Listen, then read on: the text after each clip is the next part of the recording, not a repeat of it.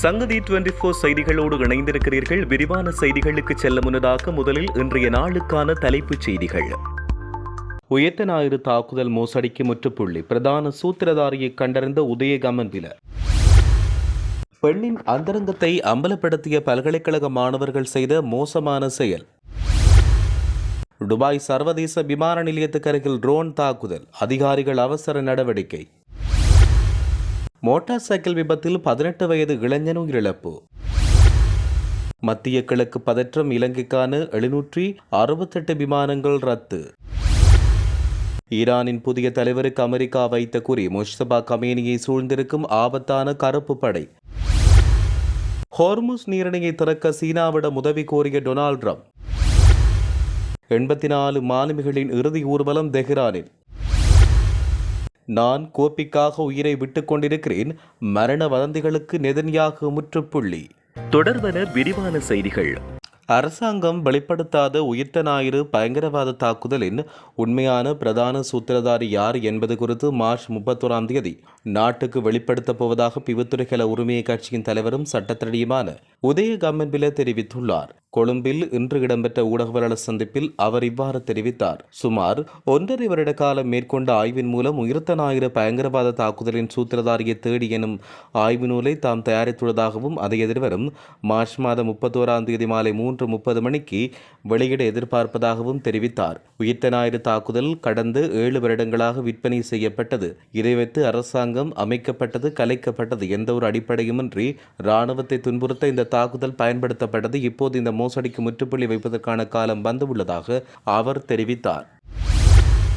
பெண்ணின் அந்தரங்க வீடியோவை சமூக வலைத்தளமான வாட்ஸ்அப் ஊடாக பகிர்ந்தமை மற்றும் அதை தம்பசம் வைத்திருந்தமை தொடர்பில் 2 மாணவர்கள் திங்கட்கிழமை கைது செய்யப்பட்டனர். அம்பலாங்கொட திலகபுர பகுதியில் வைத்து குற்றப்புலனாய்வு திணைக்களத்தின் சைபர் குற்றப்புலனாய்வு பிரிவால் இவர்கள் கைது செய்யப்பட்டனர். பாதிக்கப்பட்ட பெண்ணின் உறவினர்களால் சைபர் குற்றப்புலனாய்வு பிரிவில் அளிக்கப்பட்ட முறைப்பாட்டுக்கு அமைய இந்நடவடிக்கை எடுக்கப்பட்டது. சந்தேக நபர்கள் இருவரும் 21 வயதுடைய அம்பலாங்கொட திலகபுர பிரதேசத்தைச் சேர்ந்த இளைஞர்கள் என்று அடையாளம் காணப்பட்டுள்ளனர்.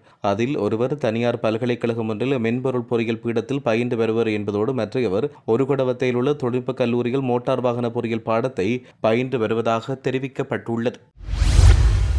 துபாய் சர்வதேச விமான நிலையத்துக்கு அருகில் இடம்பெற்றதாக கூறப்படும் ட்ரோன் தாக்குதல் காரணமாக அங்குள்ள எரிபொருள் தொட்டியில் தீப்பரவல் ஏற்பட்டுள்ளது. இதனால் பொதுமக்களின் பாதுகாப்பு கருதி துபாய் சர்வதேச விமான நிலைய பணிகள் தற்காலிகமாக இடைநிறுத்தப்பட்டுள்ளன. உடனடியாக தீயை கட்டுப்பாட்டுக்குள் கொண்டுவர அதிகாரிகள் நடவடிக்கை எடுத்துள்ளனர். சம்பவத்தில் தற்போதைய நிலையில் காயங்கள் எதுவும் இவருக்கும் ஏற்படவில்லை என தெரிவிக்கப்பட்டுள்ளது. திருகோணமலை மாவட்டத்தின் ஈச்சிலம்பற்ற போலீஸ் பிரிவுக்குட்பட்ட உப்பூரல் பகுதியில் ஞாயிற்றுக்கிழமை மாலை இடம்பெற்ற மோட்டார் சைக்கிள் விபத்தில் இளைஞர் ஒருவர் உயிரிழந்ததோடு மேலும் 2 இளைஞர்கள் படுகாயமடைந்தனர். காயமடைந்த இருவரும் மூதூர் தள வைத்தியசாலையில் அனுமதிக்கப்பட்டு சிகிச்சை பெற்று வருகின்றனர். இந்த விபத்தில் உயிரிழந்தவர் தோப்பூர் 6ஆம் வட்டாரத்தைச் சேர்ந்த 18 வயதுடைய இளைஞர் என்று அடையாளம் காணப்பட்டுள்ளார். மோட்டார் சைக்கிளில் 3 இளைஞர்கள் பயணித்துக் கொண்ட நிலையில் வாகனம் கட்டுப்பாட்டு இழந்து மரமொன்றுடன் மோதி இந்த விபத்து இடம்பெற்றதாக தெரிவிக்கப்பட்டுள்ளது. மத்திய கிழக்கில் நிலவுகின்ற மோதல் சூழ்நிலை காரணமாக இலங்கைக்காக 768 விமானங்கள் ரத்து செய்யப்பட்டுள்ளதாக சுற்றுலாத்துறை பிரதி அமைச்சர் ருவான் ரணசிங்க தெரிவித்தார். உலகம் முழுவதையும் பாதித்துள்ள போர் பதற்றம் காரணமாக தற்போது 30% சுற்றுலா பயணிகள் வீழ்ச்சி ஏற்பட்டுள்ளது என்றும் கூறியுள்ளார். சுற்றுலாத்துறையை மேம்படுத்துவதற்காக இவ்வாண்டு செயல்படுத்த திட்டமிடப்பட்ட திட்டங்களை 100% வெற்றிகரமாக மாற்றுவதே சுற்றுலாத்துறை அமைச்சின் நோக்கம் என்றும் தெரிவிக்கப்பட்டுள்ளது. ஈரானின் புதிய உச்சத்தலைவர் முஸ்தபா கமேனியை கொல்ல இஸ்ரேல், அமெரிக்கா திட்டமிட்டுள்ளன. ஆனால் முஸ்தபா கமேனி எங்கிருக்கிறார் என்பது பற்றிய விடயம் தெரியவில்லை. இதனால் தான் முஸ்தபா கமேனி பற்றி தகவல் கொடுப்போருக்கு $10 மில்லியன் வரை வெகுமதியை அமெரிக்கா அறிவித்துள்ளது. இதற்கு முஸ்தபா கமேனி என்ற படையின் கண்காணிப்பில் உள்ளதோடு இது NOPO படையின் பின்னணி குறித்து பரபரப்பான தகவல் வெளியாகியுள்ளது. இதையடுத்து ஈரானின் புதிய உச்சத்தலைவராக முஸ்தபா கமேனி தேர்வு செய்யப்பட்டார். இந்த தேர்வை இஸ்ரேல், அமெரிக்கா விரும்பவில்லை. இதனால் அவரையும் கொல்வோம் என்று இஸ்ரேல் அறிவித்துள்ளது. அதேபோல அமெரிக்காவும் அவரை தீர்த்து கட்ட திட்டமிட்டுள்ளது. இதனிடையே அமெரிக்கா இஸ்ரேல் தாக்குதலில் முஸ்தபா கமேனி படுகாயமடைந்து கோமா நிலையில் உள்ளதாக செய்திகள் வெளியாகியுள்ளன. இதனை ஈரான் இன்னும் உறுதி செய்யவில்லை என்று தெரிவிக்கப்பட்டுள்ளது. கோர்முஸ் நீரிணையில் தற்போது கப்பல் போக்குவரத்துக்கு ஏற்பட்ட தடைகளை நீக்க சீனா உதவும் என தாம் எதிர்பார்ப்பதாக அமெரிக்க ஜனாதிபதி டொனால்டு ட்ரம்ப் நம்பிக்கை வெளியிட்டுள்ளார். சீனாவின் 90% எண்ணெய் இந்த நீரிணை வழியாக வருவதாகவும் அதனால் சீனா இந்த விடயத்தில் ஒத்துழைப்பு வழங்கும் என்றும் அவர் ஊடகங்களுக்கு தெரிவித்தார். எதிர்வரும் மார்ச் மாத இறுதியில் திட்டமிடப்பட்டிருந்த சீன ஜனாதிபதியுடனான சந்திப்பு பிற்போடப்படலாம் என அவர் கூறிய நிலையில் அதற்கான காரணங்களை வெளிப்படுத்தியிருக்கவில்லை. அந்த சந்திப்புக்கு முன்னர் கோர்முஸ் நீரிணையை திறப்பதற்கு சீனா நடவடிக்கை எடுக்கும் என்று அவர் தெரிவித்தார். இதேவேளை ஈரான் மீதான போர் மற்றும் கோர்முஸ் நீரிணையை திறக்கும் விவகாரத்தில் அமெரிக்காவின் நட்பு நாடுகள் உதவ தவறினால் நேட்டோ ராணுவ கட்டமைப்பு மிக மோசமான எதிர்காலத்தை சந்திக்க நேரிடும் என அமெரிக்க ஜனாதிபதி டொனால்டு ட்ரம்ப் பகிரங்கமாக எச்சரிக்கை விடுத்துள்ளார்.